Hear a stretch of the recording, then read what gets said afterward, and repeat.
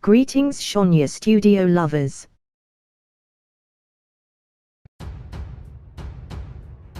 A brand new bomb arrives at a secret military base in New Mexico, under the watchful eye of the United States Armored Forces. The results of the development of this bomb lasted about 3 years, at a cost of $2 billion at that time. In the future this bomb will have a scary name, namely the atomic bomb. 2 days later the scientists tested the bomb in the desert. When the mushroom cloud slowly rose upwards, they seemed to see the arrival of a new era, and the story of the atomic bomb explosion on Hiroshima began. At that time the Second World War was coming to an end, with the surrender of Nazi Germany. Among the Axis powers at that time, only Japan was still stubborn. Although the Navy suffered a crushing blow at that time, the Japanese troops still maintained their strength.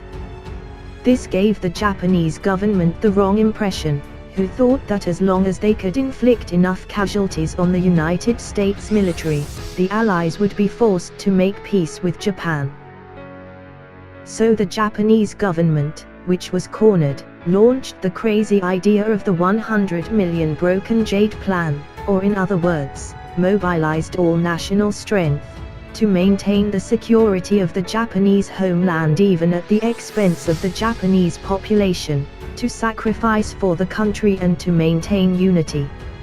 In addition, it also instills the concept of fighting to the last drop of blood. Under this fanatical influence, men, women and children of all ages were mobilized against the United States military. At that time conventional landing operations would obviously cause huge casualties. Then how to defeat this ruthless militaristic country efficiently and with low casualties, this was what made the United States military dizzy at that time. The successful development of atomic weapons in the Manhattan Project at that time was clearly the solution for the United States military to completely destroy Japan. So when news of the successful atomic bomb test reached President Truman, he immediately agreed to a plan to drop the atomic bomb on Japanese soil. Not long after, in the Potsdam Declaration on the 26th of July, 1945, President Harry S. Truman ultimatum Japan to unconditionally surrender within 3 days. Unfortunately this ultimatum was considered by the Japanese government as a symbol of the weakness of the Allied forces. The Japanese then lost their last chance to avoid casualties.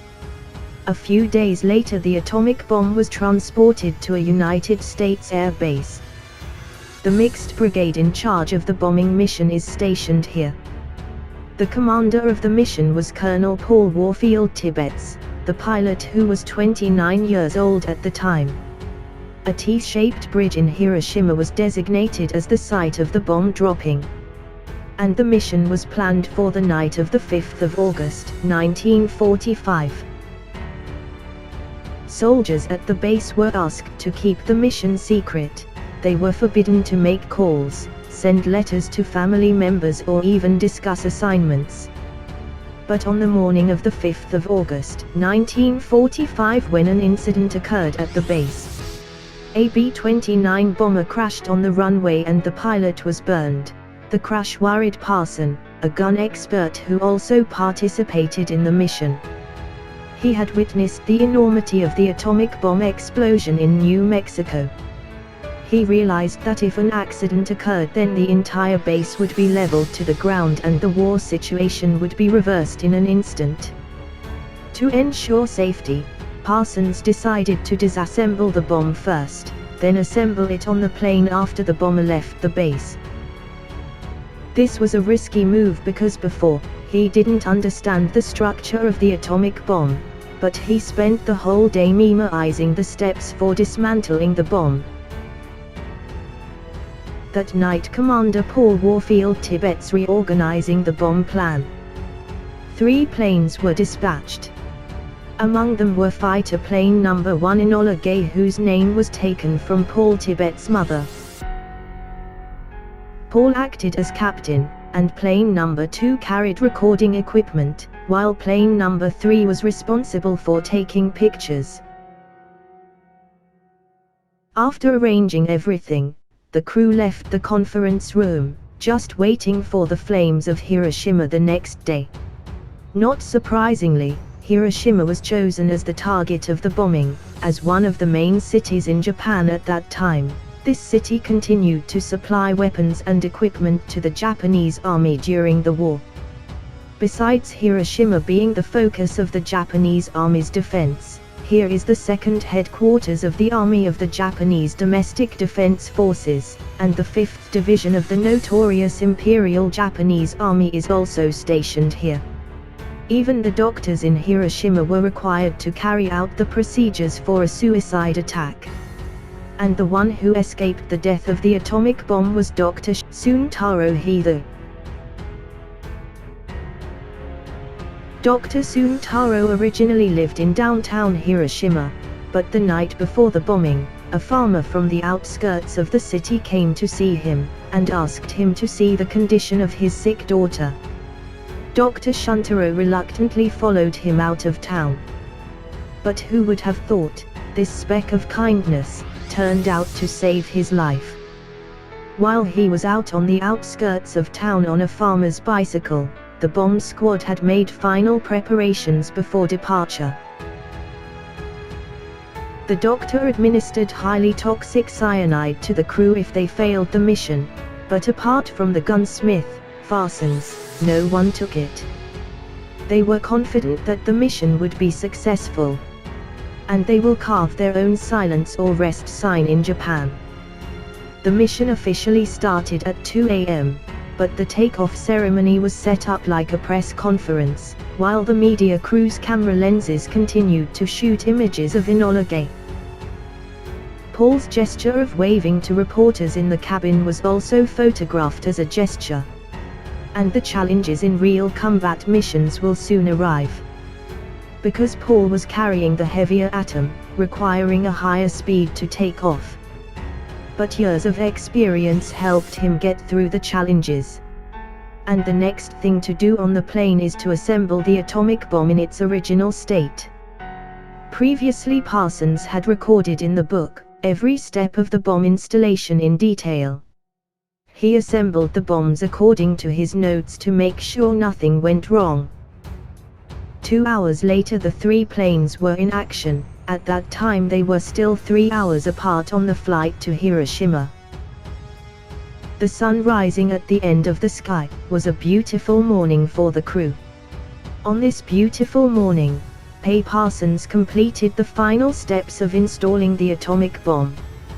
He removed the last 3 buttons on the atomic bomb, and replaced them with 3 red buttons. Thus the bomb will explode properly. After everything was ready, the atmosphere in the cabin became busy and relaxed. The crew held an open meeting, then put on protective glasses and entered the bombing line. They reached the skies of Hiroshima smoothly, without facing the slightest threat of anti-aircraft guessing during the flight. While the residents of Hiroshima went on as usual, they had known the air defense warning 10 minutes in advance, but it was just a reconnaissance plane. This time they also felt the same way, so the plane slowly dropped the bomb. When the bomb left the plane, Dr. Suntaro was injecting the sick little girl. Meanwhile the crew of Enola Gay tensely stared at the stopwatch for the 45 seconds from fall to detonation in the center city. For them it was quite a long wait. 43 seconds after the bomb was dropped, the fuse ignited the explosive. And when the shockwave firing the uranium bullet reaches a critical mass, the uranium begins to react violently. A beam of light brighter and more dazzling than the sun suddenly appeared from the top of the T-shaped bridge in Hiroshima, this intense light emanating from a fireball with a diameter of 300 meters. After the intense light passed, flames with shock waves began to rapidly spread. human bodies and wooden buildings near the center of the explosion immediately evaporated at a temperature of more than 4,000 degrees Celsius. When the atomic explosion spreads to a radius of 1 kilometer, the temperature drops significantly, while people exposed outside will become charred corpses under the effects of a thermal radiation storm. For those who were lucky enough to escape death, the suffering they felt had just begun. At the time of the bomb explosion, they were partly in sturdy buildings, but at the time of this explosion, they would suffer injuries all over their bodies due to the shock wave, and Hiroshima at that time. Like hell on earth, lumps of dust caused by shock waves covered the sun.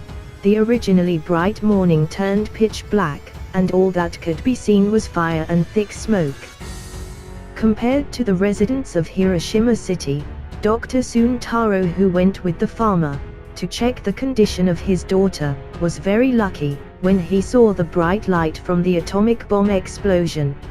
A few seconds later, black smoke accompanied by a shock wave, which was very strong and then blew him away. He felt pain like a burn on his skin, but the injury was nothing compared to the residents of the city of Hiroshima. The atomic explosion process only lasted a few seconds. Then what about the conditions below? The flight crew on the bomb-dropping mission had absolutely no idea.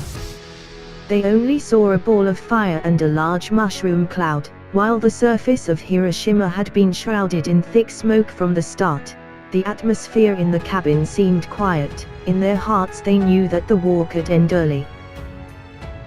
6 hours later the crew returned to base. When they got off the plane, they were immediately given a badge by the military officer who had been waiting for their return, and after that they returned to their respective posts. Only Commander Paul was called in for an interview. The answer will be presented to President Truman as part of the report. At that time President Truman was on a warship that brought him back to Washington from Europe. After reading the report, he immediately announced this good news to the public. The crew and officers immediately cheered and applauded, because they thought they would soon return home in the arms of their families. President Truman himself was eager to go home like his soldiers. Truman thought that Japan's knees were near. Not long after, President Truman issued a statement saying that if Japan refused to surrender, it would receive a more brutal blow. The mayor of Hiroshima announced that afternoon, asking the Japanese people to maintain their fighting spirit, not fearing casualties and fighting steadfastly to the last drop of blood. On the 7th of August, 1945, or the second day after the atomic explosion, troops around Hiroshima were deployed to provide rescue assistance. But apart from the countless injured, they could find almost no medical supplies. In addition to health facilities, food and water sources are increasingly scarce. The victims gather to drink water in one of the pools containing the bodies of other victims. Soon after that, black rain suddenly fell from the dark sky. This made the survivors feel relieved from their thirst. But what they didn't know was that these raindrops mixed with a lot of radiation dust. Many victims were poisoned after drinking this rainwater. On the other hand, Japanese politicians are still fresh and healthy. They thought that the destruction of Hiroshima was part of the war. If you want to win the war, then you have to sacrifice the city and the lives of the residents as the price. So they don't plan to give up. So 3 days later another plane with an atomic bomb takes off. The crew originally planned to drop an atomic bomb warhead on the city of Kokura, but because it was blocked, cloud finally dropped an atomic bomb into a valley near Nagasaki. The explosive power of this atomic bomb was absorbed by the valley, but even so it still caused 50,000 people to die. Horribly. The Japanese Military Advisory Board met that day. They finally realized the truth. On the 15th of August, 1945, Japan officially surrendered and the war ended. The people of the United States and Japan finally no longer needed to shed blood for war. But the impact of the atomic explosion was far from over. Not long after, strange diseases began to appear among the victims of Hiroshima. Their bodies festering, their hair and teeth fall out, their tissues seem to collapse on their own. Because of such experiences, people all over the world have fully realized the impact of the explosive power of the atomic bomb, which can not only destroy cities on a large scale, but the radiation that accompanies it can destroy the chromosomes in cells, causing the infected person to suffer and slowly die. Death like this is definitely far more tragic than those who died on the spot. This is one of the reasons why Japan, still haunted by the atomic explosion,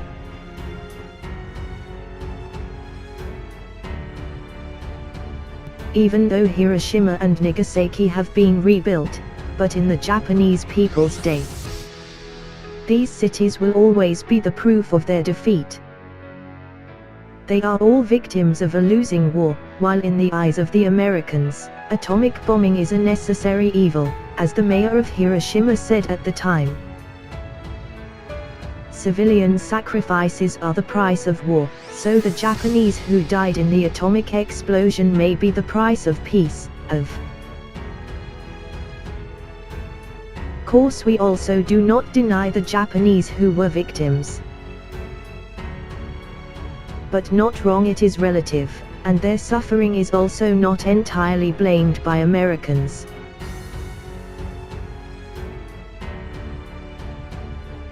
For the Japanese who find it unacceptable, they can blame politicians who until now have persisted in pushing for the revision and normalization of the country's constitution. How sincere their apologies are, that's how big the innocence of the Japanese people who were victims of the atomic bomb.